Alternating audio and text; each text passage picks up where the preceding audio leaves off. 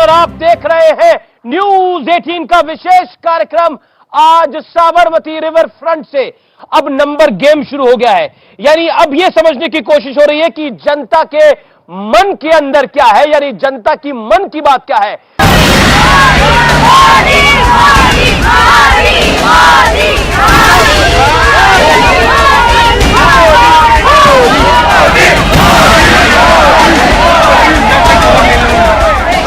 हर जगह कितने भाई, क्या आपके रावण के जैसा 100 मुख है क्या है?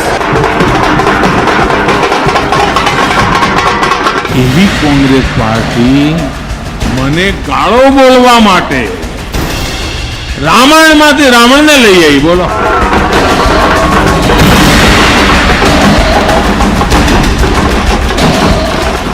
दो लोग, 5 लोग प्रधानमंत्री की पूजा करते हैं और हिंदुस्तान का पूरा धन उनके हवाले कर दिया जाता है। इस मोदी के दौर में जीना है, इस आरएसएस के दौर में जीना है तो तौराम मचा दो।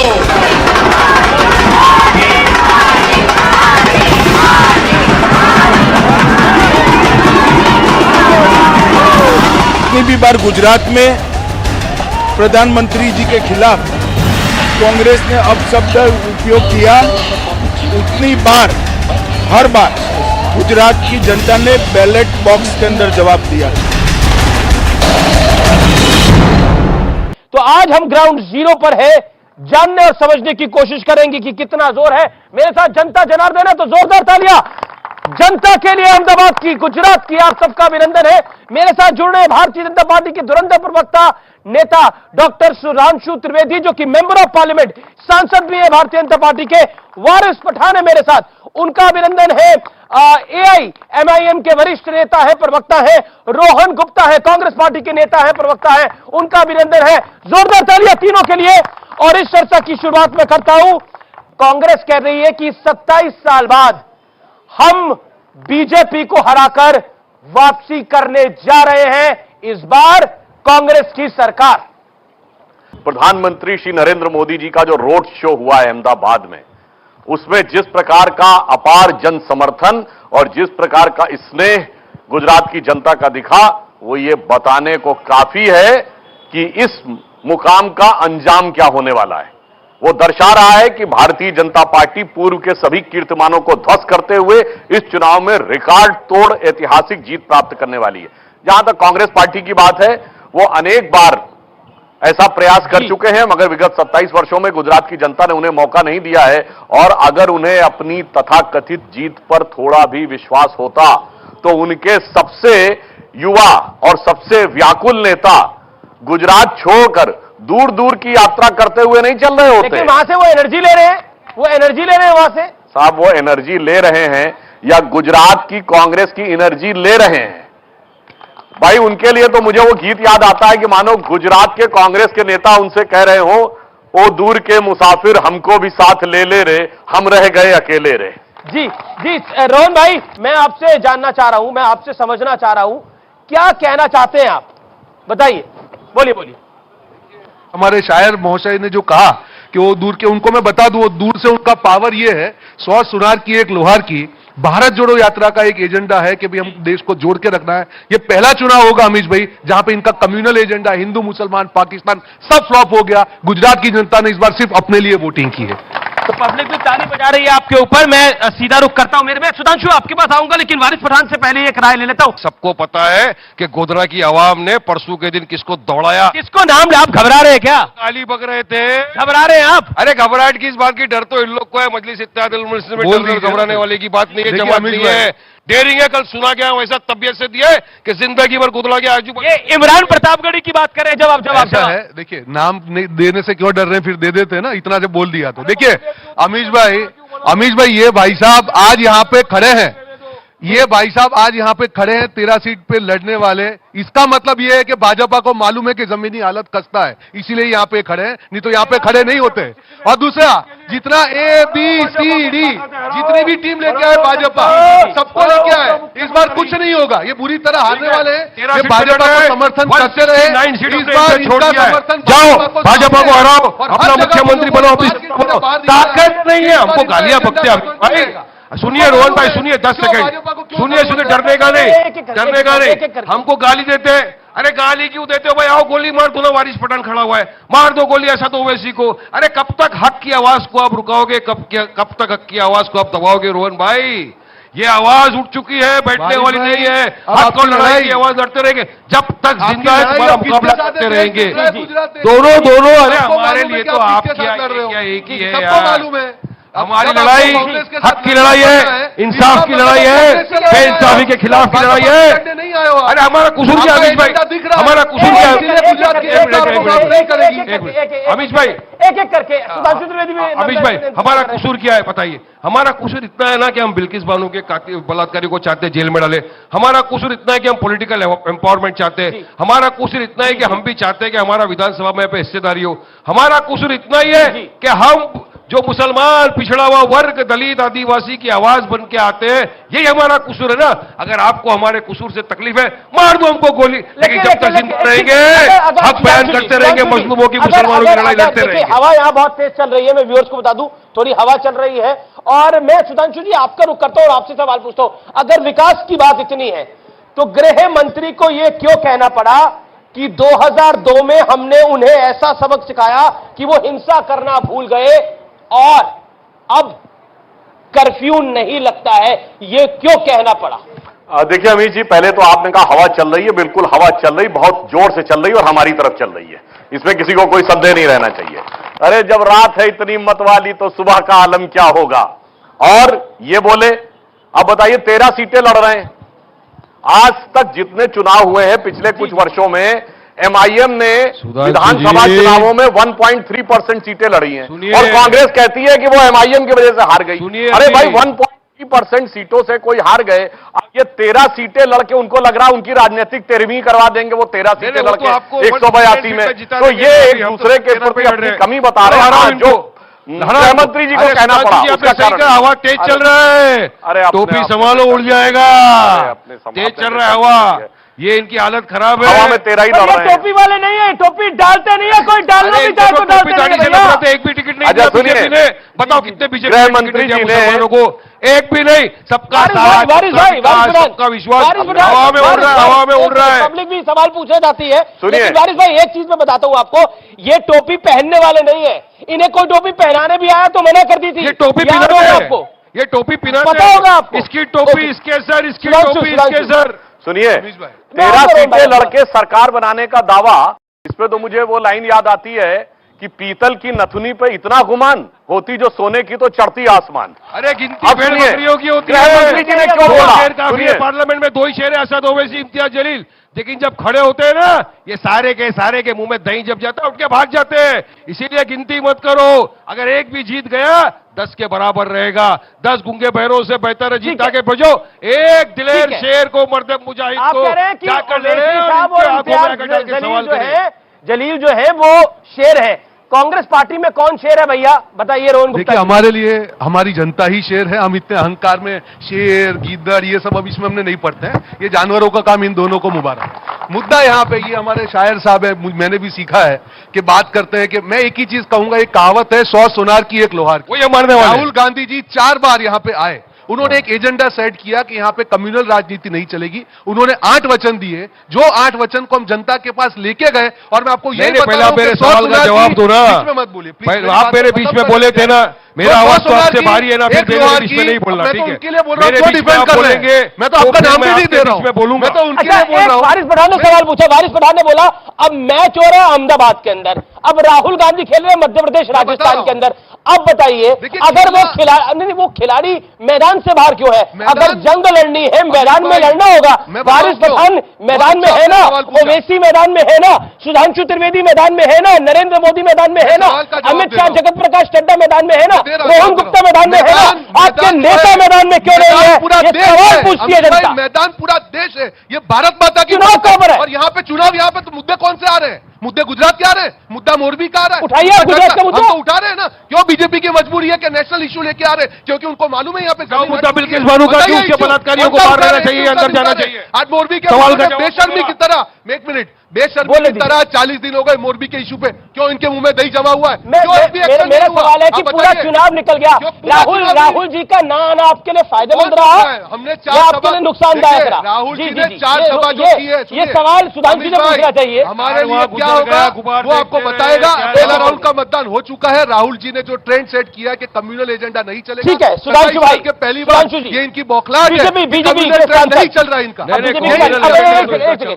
कह रहे कि जो राहुल जी ने ट्रेंड सेट किया वो ट्रेंड अब सब फॉलो कर रहे हैं और राहुल जी कहीं भी लड़े लेकिन बीजेपी हार रही है। मैंने राहुल गांधी ने जो ट्रेंड सेट किया, बिल्कुल देखिए, केरल में वो गए, सबसे पहले उससे मिले जिसने सड़क के ऊपर गाय काट के पार्टी दी थी। तमिलनाडु में गए तो उस पादरी जॉर्ज पुनिया से मिले जो कहता मैं जूता इसलिए पहनता हूं कि भारत माता का जमीन छूने से मेरे पांव गंदे ना हो जाएं।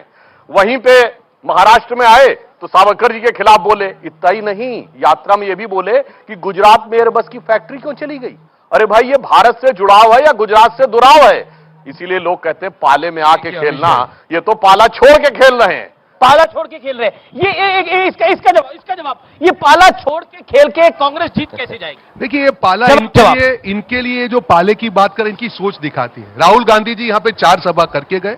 एक राष्ट्रीय नेता है, उनका जो एजेंडा है भारत जोड़ो का जो एजेंडा, और अमीश भाई 27 साल से ये शासन में है। लास्ट में क्या आया? हिंदू नहीं चलेगी इनकी नफरत की दुकान, इसलिए आएगा हिंदू मुसलमान और पाकिस्तान। ये भाजपा की हकीकत है। जब भी इनकी दुकान नहीं चलेगी, हिंदू मुसलमान पाकिस्तान। अरे 27 साल काम किया है तो करके दिखाओ ना। मुद्दे की बात कीजिए। एक मिनट अमीश भाई, अमीश भाई मेरी बात का आप- जवाब आप- नहीं दिए। आप- काट रहे हैं। आप- आप- पर मुझे आज समझ नहीं आ रहा है तवज्जो कि वाले जो वारिस आगे आपको भाई गालियां देने से सुधांशु जी जीत का जाएंगे, इलू इलू आप क्या है? मैं बोल रहा हूं उनको ये डिफेंड कर रहे सुधांशु का इलू इलू इलू लग रहा है। इलू इलू क्या होता है? इलू इलू क्या है? वारिस भाई इलू इलू क्या है?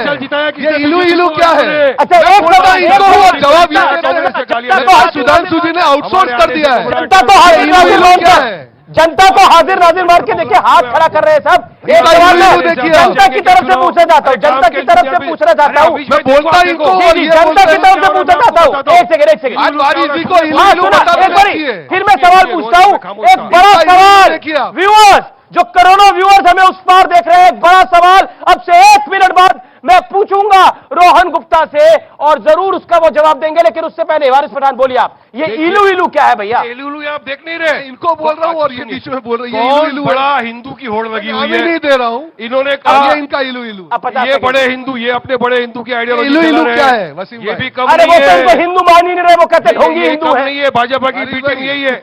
27 साल इन्होंने वोट लिया, भाजपा को जिता दिया जाके, आज सत्ता में बैठे और भाजपा देखिए किस तरह से कर रही है काम। एंटी मुस्लिम तो है ही, हिजाब पे तकलीफ, हर चीज पे तकलीफ, और अब तो कौन बड़ा हिंदू की होड़ लगा के रख दे? मोदी जी जाते हैं 15 लाख दीपक जलाते हैं। जब जलाइए, दिवाली है, बनाइए त्योहार, लेकिन अब आप दीपक से दिक्कत संविधान है। की शपथ लेके दीपक से आए दिक्कत है। 140 करोड़ जनता के आप प्रधानमंत्री है, वारिस पठान के भी आप प्रधानमंत्री है, वो अपना एजेंडा चला रहे। ये भी कम नहीं है, मंदिर मंदिर घूम रहे हैं चुनाव के पहले। हाँ, मुसलमानों के वोट तो चाहिए इनको, मगर काम कुछ नहीं करना। आज भी भारत देश का मुसलमान, अमीश भाई सवाल करता हूं, क्यों पिछड़ा हुआ वर्ग है? क्यों सोशल इकोनॉमिकली बैकवर्ड है? और 13 पे लड़ रहे हो, क्या? लड़ो ना और ये सीटों पे। सत्ता में। आपकी और असलियत गालियां दिखाओ, आपको। आप लड़ो और गाली सीटों पे। दो, क्यों 13 पे लड़ रहे हो? मारो। और सीट पे लड़के दिखाओ ना। देखो, हिंदू देखो, मुसलमान आज- नहीं चलेगा गुजरात अभी में। देखो, मैं यहाँ बोलने सारे जा रहा हूं, गुजराती हैं, भाई। सारे चेक इनको करो, मालूम है, गुजराती की इनको बात करो, करने वाला हूं बंद मैं। करो अपना एजेंडा। बहुत ये सही इलू कहा, इलू नहीं बहुत चलेगा सही कहा, इधर। बहुत सही अपनी कहा। दुकान लेके जाओ इधर से। जो भी करना नफरत की दुकान मत बहुत लगाओ। बहुत सही बोला आपने ये कि नहीं चलेगा। गुजरात में अब हिंदू जनता मुसलमान वोट नहीं देगी, चलेगा। वोट देने के लिए अब जनता अपने साथ है।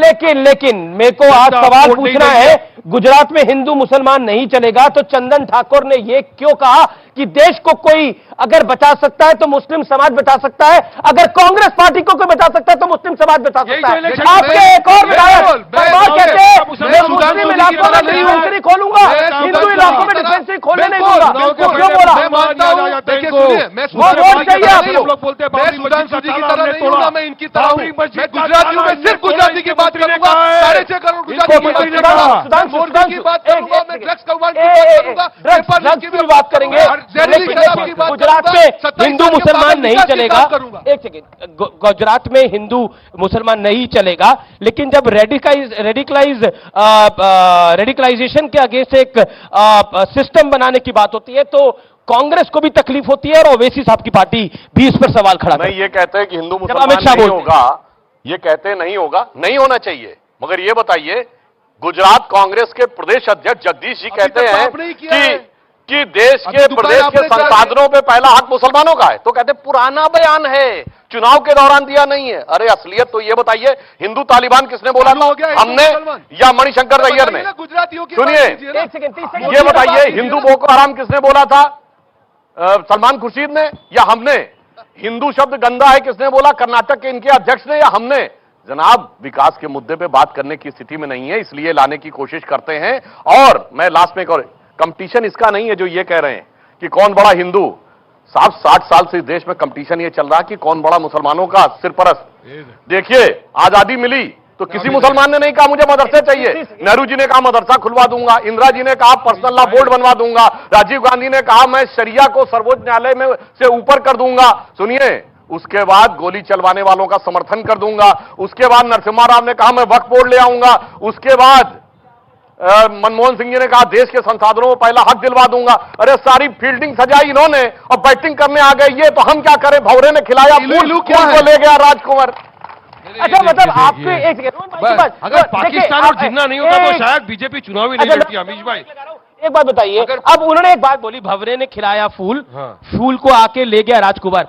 अब उन्होंने मुसलमान को अपना एक वोट बैंक बनाया पिछले 70 साल में मेहनत करके, अब उसको आप उड़ा के लेके जा रहे हैं तो तकलीफ नहीं होगी वारिस भाई? अब उनके विधायक अगर कहते हैं कि हम हिंदू इलाकों में डिस्पेंसरी नहीं खुलने देंगे, तो क्या आपको लगता नहीं उनको भी वोट शेयर है? उनको पता है कि मुस्लिम इलाकों में कांग्रेस को जीत मिलती है। मुसलमानों के वोटों को अपनी जागीर समझ लिया था, चुनाव के पहले आए, बोला हमको 90% मुसलमानों के वोट चाहिए, चुनाव के बाद अपना काम बनता, भाड़ में जाए मुसलमान दलित जनता, ये इनका स्लोगन बन गया था।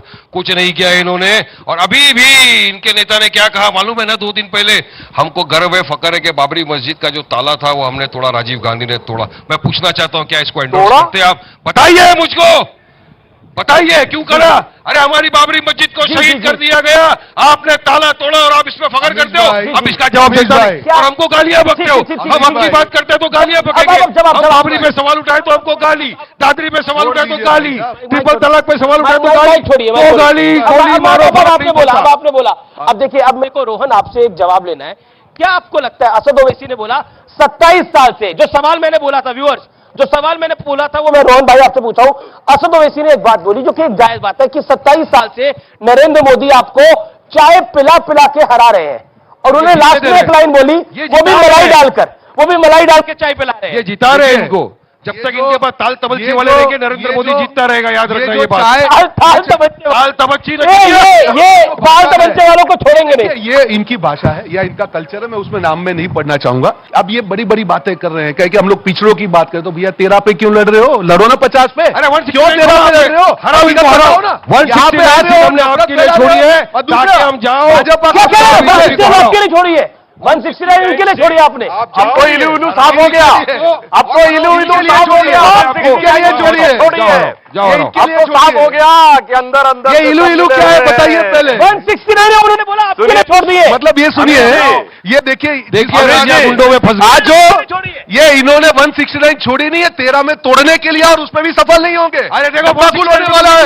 और दूसरा भाजपा का एजेंडा देखिए आप, ये एजेंडा देखिए इनका, सुपर शाम हराने की ताकत नहीं है, सुपर शाम हराने की ताकत रखते हैं। जोर से फैलाओ, 13 तो 13 हराएंगे, भाजपा को गाँव भेजेंगे उनके। अच्छी बात बोली है, लेकिन कुछ सवाल पब्लिक के, आप अपने सवाल तैयार रखिए। इनको विकास दिखता नहीं, कहाँ खड़े हैं अभी? पीछे देखो अटल ब्रिज है, पीछे देखो एसपीपी दिखती है, वो इसको विकास बोलते हैं। ये लड़ने से विकास नहीं होता है। देखो पीछे, खाली घूम कर देखो। वो कह रहे हैं घूम के देखो। आप सब तीनों से निवेदन है,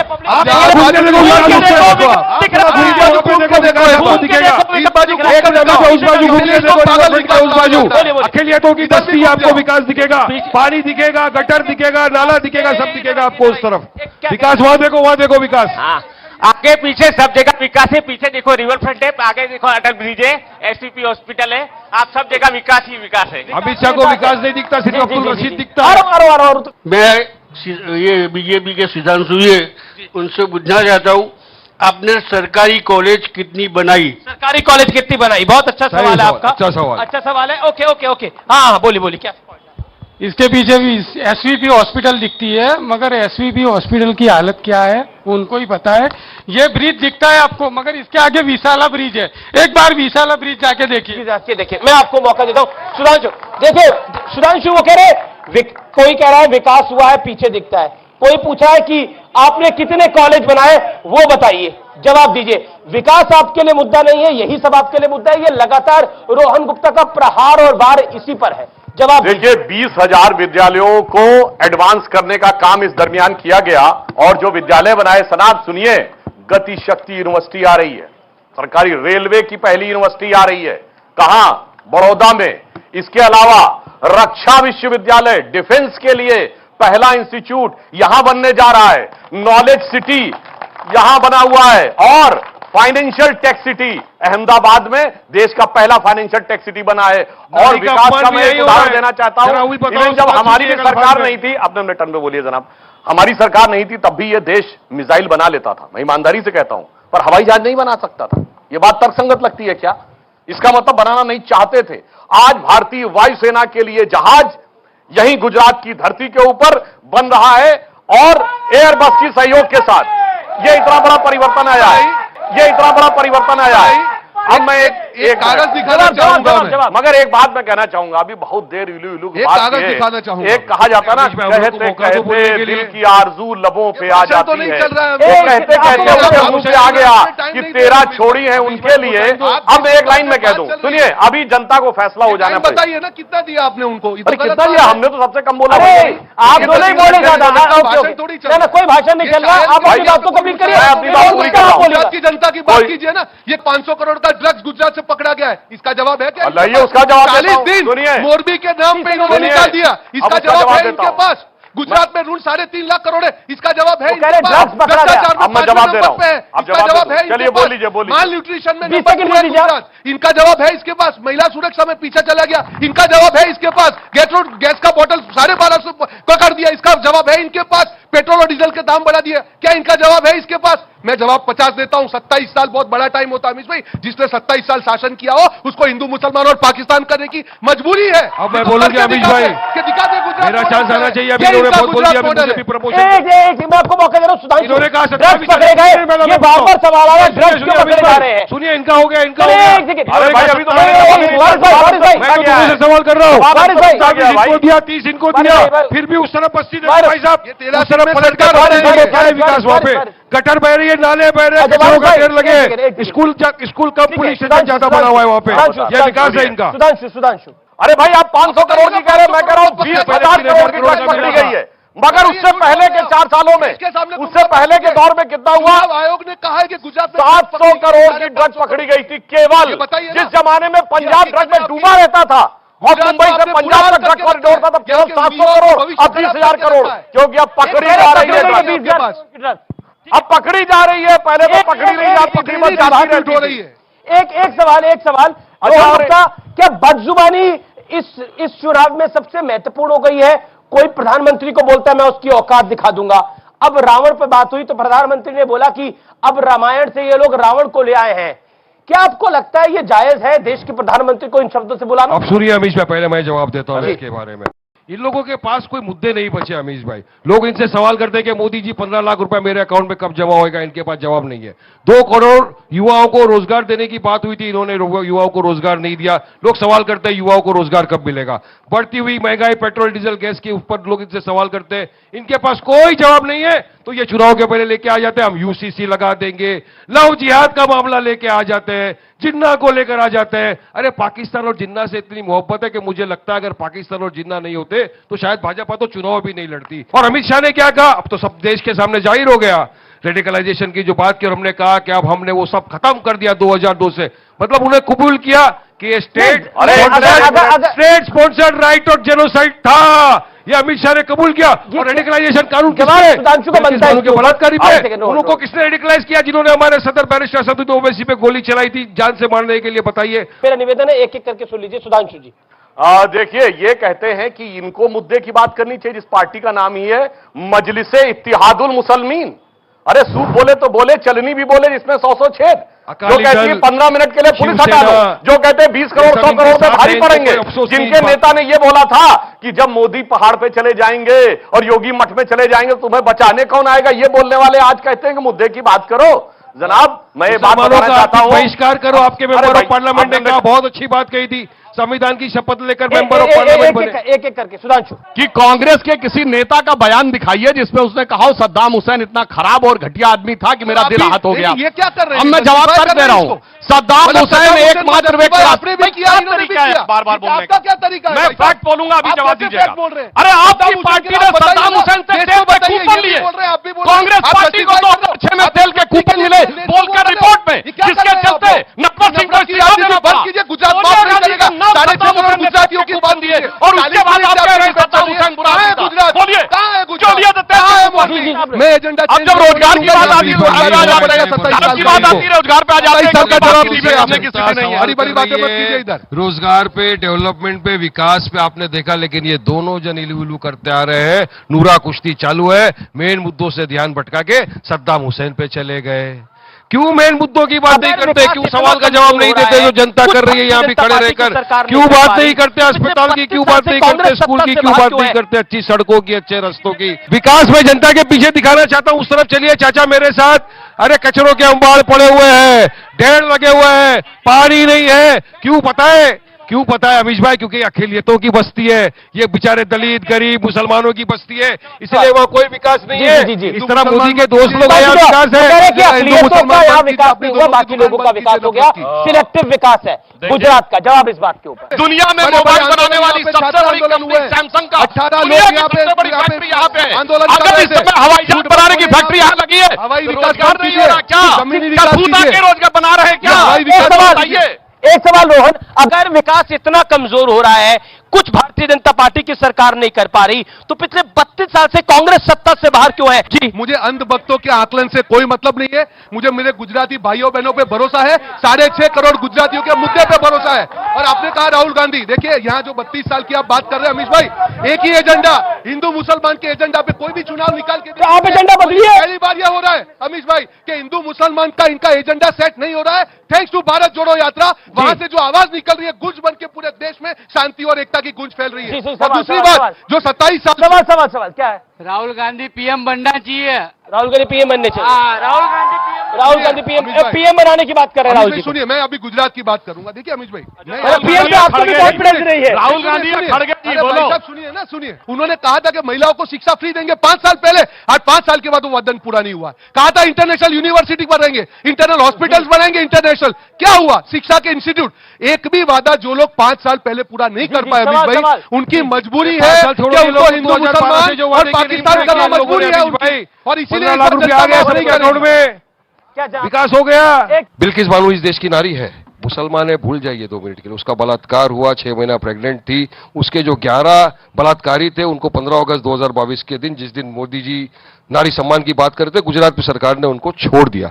मेरा सिंपल सवाल है, क्या उनके बलात्कारियों की जगह खुली फिजाओं में या जेल की सलाखों के पीछे? दोनों बातों का जवाब जी, देता जी, हूं। आपने कहा बिल्किस बानो के साथ जिन लोगों ने किया वो दुखद दर्दनाक था, 14 साल की जेल काट के आए। अरे इमराना के बलात्कारी के साथ क्या हुआ कि फतवा जारी हो गया कि उसके ससुर ने उसके साथ बलात्कार किया, तो वो अपने ससुर की पत्नी और पति की मां हो गई, और उसके बाद उस फतवे वाले के साथ खड़े थे। इमराना से कोई हमदर्दी नहीं है, इमराना भी तो उसी समुदाय की थी। बोलो भाई, बोलो भाई, इमराना के साथ क्या हुआ? ठीक है, सवाल भारत की जिस भी नारी के साथ अगर दुर्घटना हुई है तो सवाल पूछे जा रहे हैं। करता है। मगर आप बताइए मुझे, क्या इसको बाहर रहने का अधिकारी और उनको जेल में डालना चाहिए? तक नहीं आया, सजा होना तो एक सेकंड, आप इधर आइए, आप इधर आइए।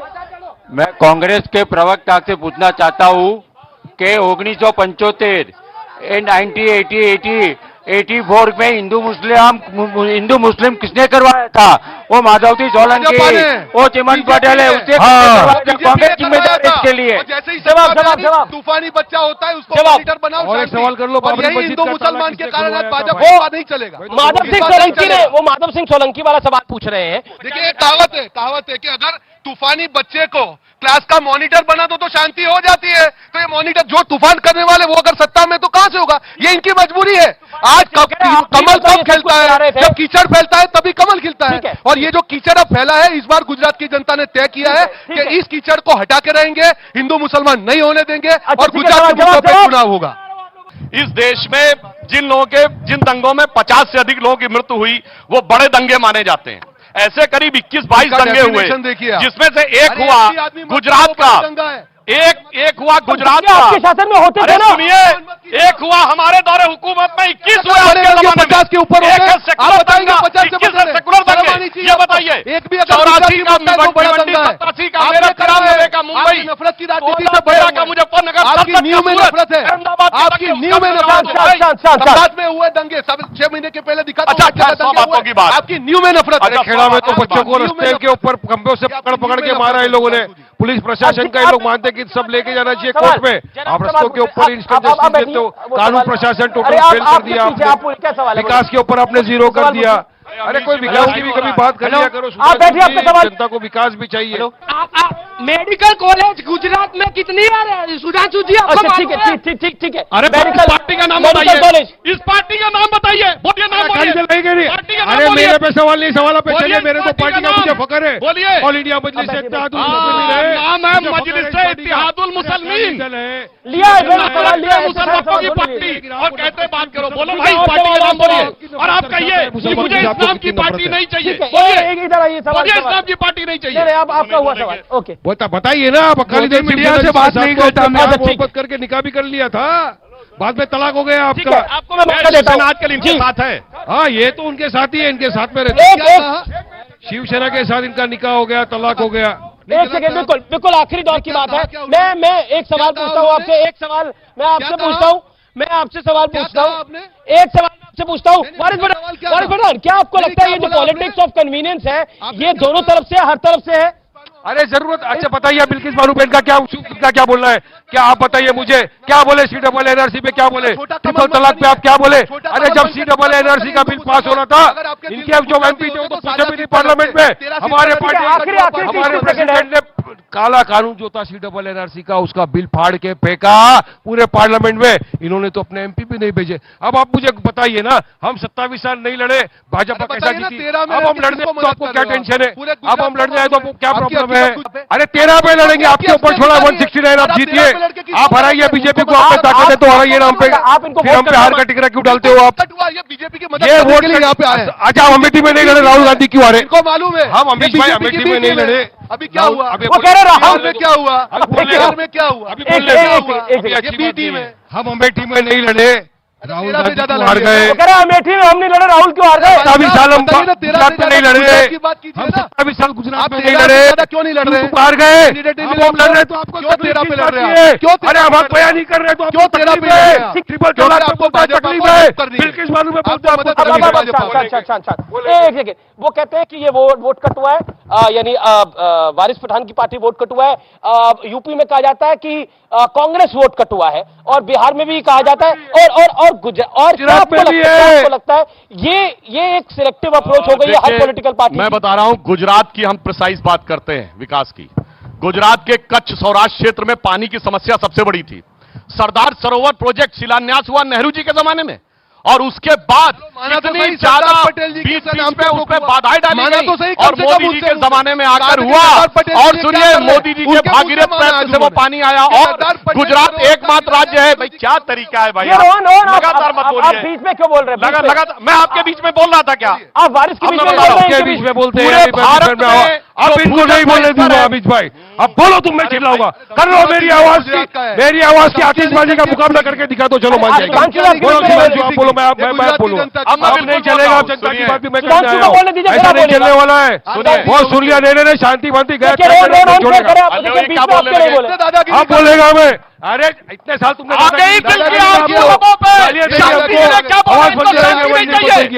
बनना चाहिए, इनको आग लगानी है, मुंह से निकल गया कहते चलिए बात कर रहे हैं। अब मैं बस एक सवाल हम ये कहना चाहते हैं, पूरे भारत में पानी का स्तर जमीन के नीचे नीचे जा रहा है। सिर्फ गुजरात ही एक राज्य है जहां भूजल का स्तर ऊपर उठा है। सर, और सुनिए, पानी के दो हमने सरदार सरोवर का पानी भी लाए हैं और जमीन में भी पानी का स्तर उठाया है। और सुनिए, पानी के दो अर्थ होते हैं, एक होता पानी यानी जल जो हमें जीवन देता है, और एक होता पानी यानी सम्मान। हमने गुजरात का पानी भी बढ़ाया और गुजरात का पानी भी बढ़ाया है, इसलिए हमने गुजरात की अस्मिता और गौरव पब्लिक ताली बजा रही है। जी जी जी, एक सेकेंड देखिए, वारिस बार बार ये जो वोट कटुआ का टैग आप पर लगा दिया जाता है, यानी ऐसा कहा जाता है कि बीजेपी जीत रही है तो आपके कारण जीत रही है, कांग्रेस ये आरोप लगा रही है, कांग्रेस के कुछ समर्थित दल भी इसी तरह का आरोप लगाते हैं, इसका जवाब क्या है कैटेगोरिकली? देखिए अमीश भाई, बेन सवाल का जवाब तो यही है कि कांग्रेस के अंदर इतनी ताकत क्षमता नहीं है कि वो भाजपा को हरा सके, तो वो पूरा हार का टिकरा हमारे सर पे ढकेल देती है। मैंने सवाल किया, हम अमेठी में नहीं लड़े, क्यों राहुल गांधी हार गए? अब 27 साल से भाजपा सरकार सत्ता में गुजरात में, हम नहीं लड़े, क्यों भाजपा सत्ता में बैठ गई? मुख्तलिफ अमीश भाई पूरी लिस्ट लेके मैं आ सकता हूं आपके पास जहां पर हम नहीं लड़े, मगर वहां पर भाजपा सरकार सत्ता में, कांग्रेस ताकत नहीं, तो खुद में इंट्रोस्पेक्शन नहीं करते। इनका घमंड और इनका अहंकार इनको हरा रहा है, और इनको जरूरत नहीं है अभी, इनके पास तो ताल तबलजी वाले हैं, वो इनको हरा डालेंगे, फिक्र मत करो। तबलजी से छोड़ नहीं रहे। देखिए, छोड़ नहीं रहे। सारी बातें सही है।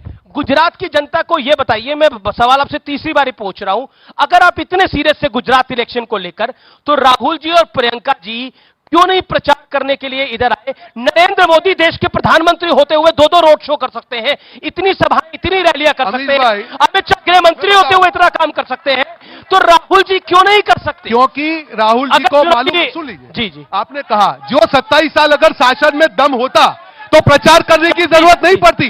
प्रचार क्यों करना पड़ रहा है? क्योंकि झूठ बेचना है। राहुल गांधी जी के 8 वचन जो आज भारत जोड़ो यात्रा से पहले यहाँ पे आके गए, वो 8 वचन को हम 1.5 करोड़ गुजरातियों के पास लेके गए, और हमको जो रिस्पांस मिल रहा है, हमको गुजरात की जनता पे भरोसा है, और हम लोग बात बता रहा हूँ, परिवर्तन इस बार तय है। गुजरात की बात करेंगे लोग गुजरात के अंदर, ये ABCD कोई पार्टी नहीं चलेगी। ये 13 सीट पे लड़के इनको मदद कर रहे हैं, ये 13 सीट में सरकार बनाएंगे। अरे वोट कटवा आप क्यों नहीं हरा सके बीजेपी को?